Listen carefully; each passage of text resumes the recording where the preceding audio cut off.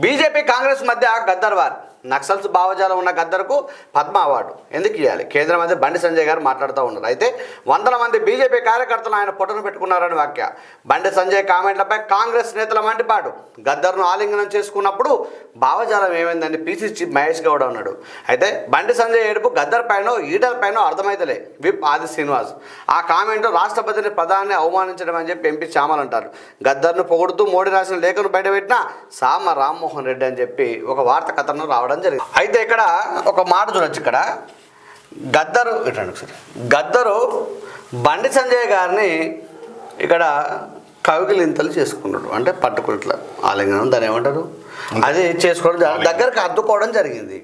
అంటే ఇక్కడ హత్తుకోవడానికి గద్దర్ నక్సల్స్ భావజాలం కనవలేదా? ఇక్కడ గద్దర్ యొక్క అంటే బీజేపీ వందల మంది కార్యకర్తలు పుట్టన పెట్టుకున్నాడు. ఈయన నేను కౌగులించుకోవడం ఏంది, ఇదేందని మీకు అప్పుడు అనిపించలేదా?